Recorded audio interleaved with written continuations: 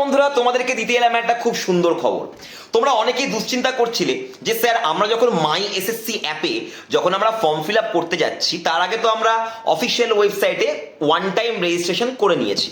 তো এবারে sir one time রেজিস্ট্রেশনে আমি যে অ্যাড্রেসটা দিয়েছি সেটা নতুন অ্যাড্রেস আমার, কিন্তু আমার আধার কার্ডে যে অ্যাড্রেসটা আছে ওটা আমার পুরনো অ্যাড্রেস। ওয়ান টাইম রেজিস্ট্রেশনে আমি আধার নম্বর তো আমার ঠিকঠাকই আছে, একই আছে, কোনো অসুবিধা নেই। ফোন নাম্বারটা চেঞ্জ হয়েছে। আমার ফোন নাম্বার আগে যেটা ছিল সেটা হচ্ছে আমার বাবার নাম্বারটা দেওয়া ছিল, আমি আমার নাম্বারে করে নিয়েছি আধার।